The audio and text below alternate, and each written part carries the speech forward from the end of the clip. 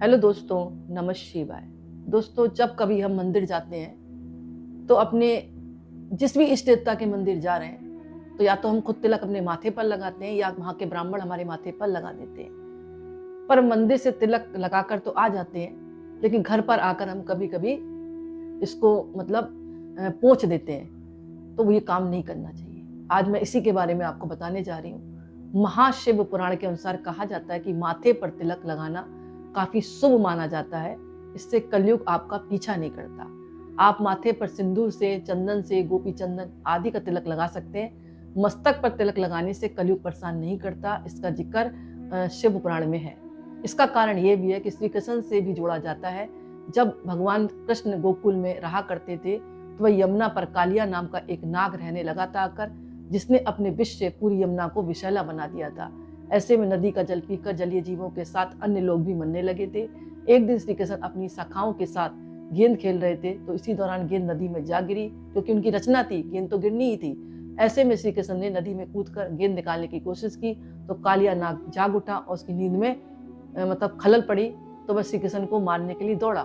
वह श्री कृष्ण को अपने जहर से शिकार करने लगा। ऐसे में श्री कृष्ण ने कालिया को अपने बस में कर लिया और उनके मस्तक पर खड़े हो गए। श्री हरि के सीधे चरण उसके मस्तक पर पड़े। ऐसे में उसके मस्तक पर उनके चिन्ह बन गए। श्री हरि ने कालिया से वहां से जाने का आदेश दिया। इसके साथ ही कहा, तेरे फन में जब तक मेरे पैरों के चिन्ह रहेंगे तो तुझे कभी भी गरुड़ परेशान नहीं करेगा। इसके साथ ही जिस वैष्णव व्यक्ति के मस्तक पर तिलक रहेगा उसके इष्ट देवता का, तो उसे कभी भी कलयुग परेशान नहीं करेगा। कई बार मंदिर जाते हैं तो पुजारी या फिर आप स्वयं भी अपने माथे पर देवी देवता के चरणों का सिंदूर लेकर माथे पर लगा लेते हैं। मंदिर से निकलने के कुछ समय बाद ही हम हटा देते हैं, इसलिए ऐसा बिल्कुल नहीं करें। शिव पुराण के अनुसार मंदिर से लगा सिंदूर आपके माथे पर करीब 2.5 घंटे तक लगा रहना चाहिए। इसके साथ ही इसे कभी भी आप कपड़े, रुमाल, टिश्यू से नहीं पोंछे। अगर आप पोंछते हैं तो देवी देवता का आशीर्वाद आपके ऊपर से हट जाता है, बल्कि दोष लगता है। ऐसे में करें क्या?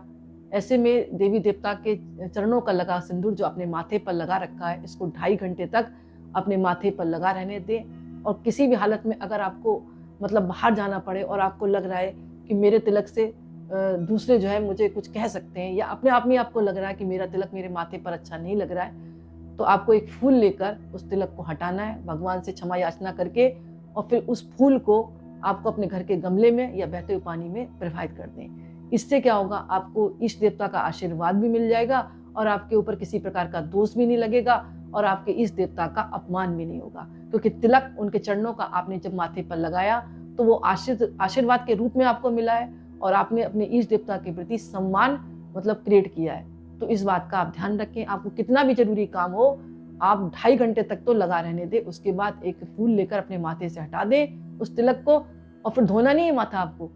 हटाने के बाद उस फूल को अपने घर के गमले में या बहते हुए पानी में प्रवाहित कर दें। तो इससे दोनों कार्य हो जाएंगे, आपका तिलक भी हट जाएगा और आपका देवताओं का आशीर्वाद आपके ऊपर भी बना रहेगा और देवताओं के लिए भी आपका कहते हैं ना, मान सम्मान भी बना रहेगा। तो कभी भी मंदिर जाएं तो ये जो मैंने आपको कार्य बताया ये ना करें। बहुत लोगों की आदत होती है, मंदिर में तिलक तो लगवा लेते हैं ब्राह्मण के द्वारा या अपने हाथों द्वारा, लेकिन बाहर निकलते ही रुमाल से पोंछ लेते हैं। तो इस वीडियो को सुनने के बाद ये कार्य आप बिल्कुल ना करें।